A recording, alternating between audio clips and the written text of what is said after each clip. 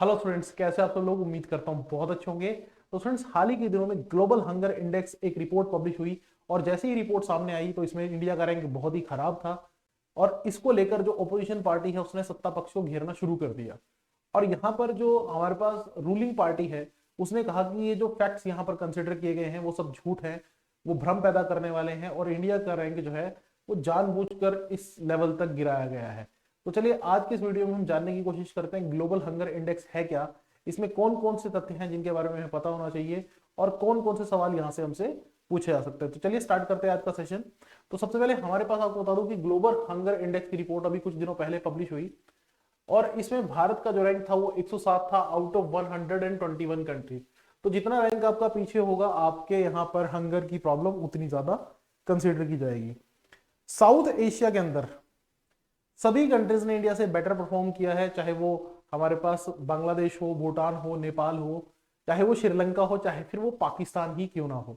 तो श्रीलंका और पाकिस्तान जैसी कंट्रीज का भी जो प्रदर्शन है वो भारत से अच्छा यहाँ पर देखने को मिला है। इस रिपोर्ट के अंदर सिर्फ एक कंट्री साउथ एशिया में ऐसी है जिसने इंडिया से बुरी परफॉर्मेंस दी है, वो है बांग्लादेश। आप देख सकते हैं यहाँ पर इंडिया, बांग्लादेश और पाकिस्तान जो है, सॉरी इंडिया, अफगानिस्तान और पाकिस्तान जो है वो सीरियस कैटेगरी में इनको रखा गया है और इंडिया जो है वो पाकिस्तान से भी बुरी परफॉर्मेंस देता हुआ दिखाई दे रहा है। तो ये कहीं ना कहीं थोड़ा सा ऐसा अजीब लगता है देखने में, लेकिन चलिए हम इसके बारे में पूरा चर्चा करेंगे।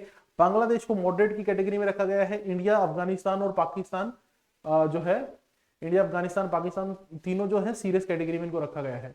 साथ ही यहाँ पर बताया गया है कि जो पूरे विश्व में हंगर की प्रॉब्लम है वो बढ़ती हुई दिखाई दे रही है। उसके जो मेन रीजन बताए गए हैं, एक तो क्लाइमेट चेंज, जिसकी वजह से ओवरऑल प्रोडक्शन पूरे वर्ल्ड में गिरती हुई दिखाई दे रही है। फूड ग्रेन की जो ओवरऑल प्रोडक्शन है, जो कुल पैदावार है, वो गिरती हुई दिखाई दे रही है।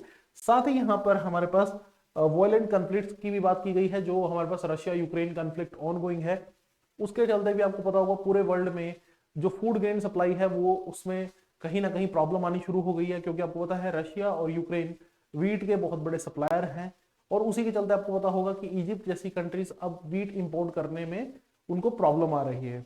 तो दूसरा बहुत बड़ा रीजन हंगर को लेकर जो है वो है हमारे पास जो वॉयलेंट कॉन्फ्लिक्ट या वॉर ऑन गोइंग है। तीसरा, इकोनॉमिक डाउनटर्न्स इंक्लूडिंग कोविड। अभी आपको पता होगा कि कोविड की वजह से जो अर्थव्यवस्थाएं हैं वो पहले ही सफर कर रही थी और अब कहा जा रहा है कि आर्थिक मंदी जो है वो कहीं ना कहीं हमारे पास आने ही वाली है। तो ये सब चीजें जो है वो कहीं ना कहीं हंगर को और ज्यादा बढ़ाने की तरफ दुनिया को लेकर जा रही हैं। तो आज के वीडियो में इसी सब के बारे में चर्चा की जाएगी। तो चलिए स्टार्ट करते हैं। तो सबसे पहले हंगर क्या होता है। अब हंगर की डेफिनेशन, ठीक है, कोई भी दे सकता है, लेकिन यहां पर हम डेफिनेशन ले रहे हैं एफएओ की, फूड एंड एग्रीकल्चर ऑर्गेनाइजेशन, जो यूएन की एक स्पेशलाइज्ड एजेंसी है। तो इसके अकॉर्डिंग हमारे पास फूड डिप्रीवेशन और अंडर नरिशमेंट जो है वो होती है, जिसकी वजह से इंसान जो है उसको उतनी कैलोरीज नहीं मिल पाती जितनी रिक्वायर्ड है और किस लिए, अपनी बेसिकली जो इंडिविजुअल की जो रिक्वायरमेंट है हेल्दी और प्रोडक्टिव लाइफ के लिए, वो कैलोरीज नहीं मिल पाती, तो उसको हम हंगर कंसिडर करते हैं। और ये कैलोरीज किस बेसिस पर डिसाइड की जाती हैं? According to the person, sex, age, stature and physical activity level. तो अगर आपकी फिजिकल एक्टिविटी ज्यादा है, अगर आप ज्यादा फिजिकल एक्टिविटी वाला काम कर रहे हैं तो ऑब्वियसली आपको ज्यादा कैलोरी इनटेक की रिक्वायरमेंट होती है। तो आपको मिनिमम उतनी कैलोरी इनटेक मिलनी चाहिए जितनी आपकी बॉडी डिमांड कर रही है। जब वो कैलोरी इनटेक नहीं मिल पाती तो then it's said to be hunger. ठीक है, तो चलिए आगे अगर हम बात करें, हमारे पास अभी ये जो ग्लोबल हंगर इंडेक्स आया है जिसको लेकर इतनी चर्चा चल रही है, सबसे महत्वपूर्ण बात क्या है कि ये इंडेक्स पब्लिश कौन करता है। पहला सवाल हमारे पास यह आ जाता है इंडेक्स पब्लिश कौन करता है। तो यहाँ पर यूरोप की दो एनजीओ, नॉन गवर्नमेंटल ऑर्गेनाइजेशन जो है वो इन्वॉल्व है। एक तो है हमारे पास कंसर्न वर्ल्ड वाइड, ठीक है, और दूसरा है वेल्थ हंगर हेल्थ। तो ये दोनों संस्थाएं जो हैं वो मिलकर पब्लिश करती हैं ग्लोबल हंगर इंडेक्स। इन दोनों के द्वारा मिलकर ये ग्लोबल हंगर इंडेक्स पब्लिश किया जाता है।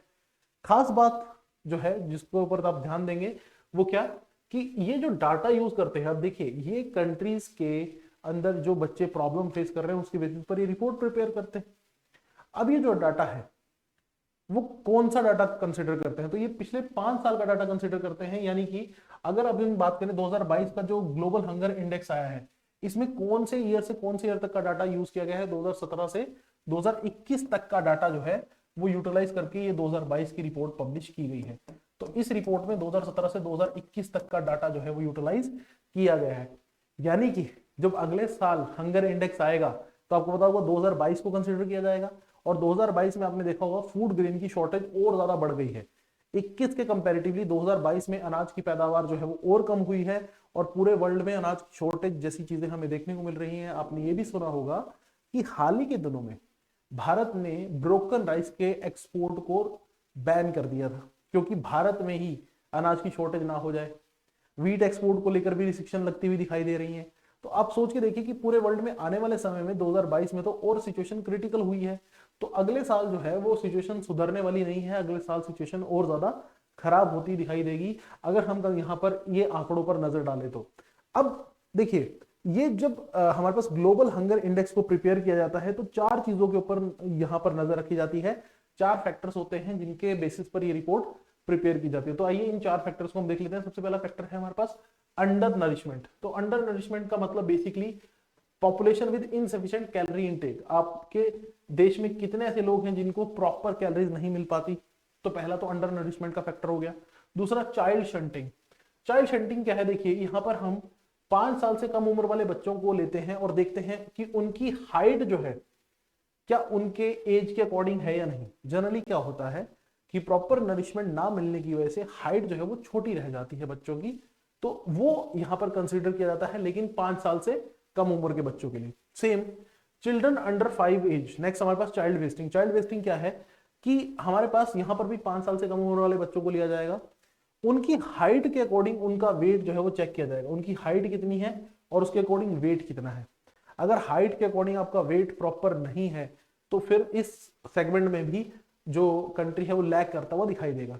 लास्ट है चाइल्ड मोर्टेलिटी। चाइल्ड मोर्टेलिटी जिसको हिंदी में शिशु मृत्यु दर कहा जाता है, 5 साल से कम उम्र के बच्चों की कितनी डेथ हो रही है उसको हमारे पास यहाँ पर कंसिडर किया जाता है।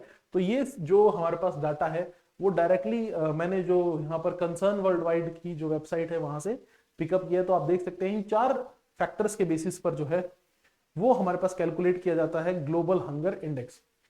तो अगर हम यहाँ पर बात करें ग्लोबल हंगर इंडेक्स में 2022 में जो स्कोर है, ग्लोबल स्कोर पूरे विश्व का स्कोर, वो रहा 18.2। अगर आप 2014 के स्कोर से कंपेयर करेंगे तो ये 19.1 था, अब ये घटकर 18.2 हो गया। यानी कि पूरे विश्व में जो हमारे पास फूड अवेलेबिलिटी है 2014 के कंपेरेटिवली अब और ज्यादा कम हो गई है। यानी कि आगे बढ़ते बढ़ते हमारे पास जैसे जैसे हम आगे बढ़ रहे हैं सिचुएशन सही होने की बजाय थोड़ा और ज्यादा गड़बड़ होती जा रही है। और अगले साल जैसा कि मैंने बताया कि ये इंडेक्स में जो हमारे पास एवरेज स्कोर है, ग्लोबल एवरेज स्कोर, वो और ज्यादा गिरता हुआ हमें दिख सकता है। तो ये कहीं ना कहीं कंसर्न वाली बात है। अगर हम यहाँ पर बात करें एज पर the index there are 44 countries जो हमारे पास सीरियस हंगर लेवल जिनके यहाँ देखने को मिलता है। तो जैसा कि मैंने बताया कि यहाँ पर ग्लोबल हंगर इंडेक्स का स्कोर कैसे कैलकुलेट किया जाता है, जैसे इंडिया का स्कोर अभी कैलकुलेट किया गया था, आपको मैंने स्टार्टिंग में दिखाया था। तो इसमें 1/3 under nourishment, 1/6 child shunting, 1/6 child wasting plus 1/3 child mortality, और इससे बनता है हमारे पास ग्लोबल हंगर इंडेक्स का स्कोर। चाइना ने बहुत अच्छा परफॉर्म किया है। चाइना टॉप 17 कंट्रीज में से एक है जिन्होंने वर्ल्ड में बेस्ट परफॉर्मेंस दी है। वहीं इंडिया जो है वो आप देख सकते हैं कि जो स्कोर यहाँ पर इस में दिखाया गया है, जो ग्लोबल हंगर इंडेक्स में इंडिया की कंडीशन बताई गई है, वो तो इंडिया के सभी नेबरिंग कंट्री से खराब है एक्सेप्ट अफगानिस्तान। सिर्फ अफगानिस्तान की हालत जो है वो इंडिया ज्यादा खराब है, बाकी सब साउथ एशियन कंट्रीज जो है इंडिया से अच्छा परफॉर्म करते दिखाई दे रहे हैं ग्लोबल हंगर इंडेक्स में। क्या सरकार की इसमें गलती है? तो अगर हम बात करें, देखिए इसमें कई सारे फैक्टर्स हैं जो क्लब होकर हमारे पास यहाँ पर हमें देखने को मिल रहे हैं। हाँ, सरकार कुछ चीजों पर जो है वो लैग करती हुई दिखाई दे रही है। प्रॉपर हेल्थ केयर अभी भी भारत में कई सेक्टर्स में कमी है, लेकिन एफर्ट्स गवर्नमेंट के ऑनगोइंग है, लेकिन लगता है कि वो एफर्ट्स इतने सफिशिएंट नहीं है कि ग्लोबल हंगर इंडेक्स में इंडिया की जो रैंकिंग है वो बहुत अच्छे लेवल पर इंप्रूव की जा सके। अगर मान लीजिए इसमें कमियां भी होंगी, लाइक अगर ठीक है कि हाँ, इंडिया को जानबूझकर थोड़ा बहुत पीछे भी किया गया होगा, तो कितना पीछे, कहीं ना कहीं हमारी भी कुछ ना कुछ तो गलती इसमें जरूर रही होगी। अब इंडिया का जो स्कोर रहा है वो 29.1 रहा है, और स्कोर कैसे कैलकुलेट किया जाता है वो ऑलरेडी मैंने आपको बता दिया, और इंडिया को सीरियस कैटेगरी में रखा गया है। तो यहाँ पर आप देख सकते हैं कि टोटल हमारे पास, हाँ जी, 5 कैटेगरीज है और इंडिया जो है वो सीरियस कैटेगरी में है। ठीक है, India is in the serious category. फिर हमारे पास अलार्मिंग और एक्सट्रीमली अलार्मिंग केसेस की कैटेगरी भी बनती है। Afghanistan only south Asian country that perform worse than India, जैसा कि मैंने बताया। China with score of less than 5। अब चाइना का स्कोर आप देखें इसमें 5 से भी कम है, तो चाइना किस में आएगा, इस कैटेगरी में हमारे पास फॉल कर रहा है, लो कैटेगरी में। इंडिया सीरियस कैटेगरी में फॉल कर रहा है, ठीक है। तो आप देख सकते हैं कि चाइना ने काफी हद तक अपनी जो कंडीशन है over the period of time, अपनी जो प्रॉब्लम है उसको काफी हद तक एलिमिनेट किया है। तो ये आप ये जीएचआई सेवेरिटी स्केल जो है वो जरूर याद रखिएगा, ये भी इनकी वेबसाइट से ही ये स्केल जो है वो लिया गया है। अगर हम बात करें क्या इंडिया ग्लोबल हंगर इंडेक्स में या हंगर को खत्म करने के लिए कोई इनिशिएटिव ले रहा है, तो ये भी महत्वपूर्ण क्वेश्चन या महत्वपूर्ण सवाल बन जाता है। तो मैं इसमें से कुछ सिलेक्टिव इनिशिएटिव्स आपके साथ शेयर करना चाहूंगा जो इंपॉर्टेंट है एग्जाम पॉइंट ऑफ व्यू से, जो कहीं ना कहीं इस सबको एड्रेस करने के लिए ही दिखाई दे रहे हैं। तो सबसे पहले आ जाता है पोषण अभियान। पोषण अभियान जो है 2018 में लॉन्च किया गया था by the ministry of women and child development. ये हमारे पास चाइल्ड स्टंटिंग, ठीक है, अंडर नरिशन और anaemia among the young children women, उसको रिड्यूस करने के लिए काम करता है। उसके बाद प्रधानमंत्री मातृ वंदना योजना, ये एक सेंट्रल स्पॉन्सर्ड स्कीम है by the ministry of women and child development. इसमें बेनिफिट प्रोग्राम हमारे पास दिया जाता है in the old district of the country, maternity benefit, ठीक है। वुमेन्स को बेनिफिट दिया जाता है ताकि during the time of pregnancy and after pregnancy वो अपना थोड़ा ध्यान रख सकें। अल्टीमेटली अगर वो फिट रहेंगी तभी बच्चे का ध्यान वो रख पाएंगे और चाइल्ड मोर्टेलिटी रिड्यूस हो पाएगी। उसके बाद फूड फोर्टिफिकेशन। फूड फोर्टिफिकेशन में हमारे पास फूड एनरिचमेंट की बात की जाती है, जैसे हमारे पास की विटामिन मिनरल्स जैसा आयरन, आयोडीन, ये सब हमारे पास अवेलेबल कराए जाएं। और हमारे पास राइस फोर्टिफिकेशन की बात भी की जाती है to improve the nutritional content. तो ये कुछ स्कीम्स हैं जिससे बेसिकली हम जो हंगर है, जो हमारे पास कैलोरी इनटेक है, उसको बेसिकली मैनेज करने की कोशिश कर रहे हैं। लेकिन अभी भी भारत को काफी सारे एफर्ट की जरूरत है ताकि उसकी पूरी पॉपुलेशन जो है वो प्रॉपरली कैलोरी इनटेक ले सके हमारे पास, और प्रॉपरली वो हेल्दी हो, ताकि वो इंडिया की जो जीडीपी है, अर्थव्यवस्था है, उसमें कंट्रीब्यूशन दे पाए। तो अभी भी भारत को काफी आगे काम करने की जरूरत रहेगी। तो ये था स्टूडेंट आज का लेक्चर। उम्मीद करता हूँ आपको कुछ नया जानने को मिला होगा। वीडियो पसंद आई तो लाइक और शेयर जरूर कर दीजिएगा। Thank you students, God bless you all.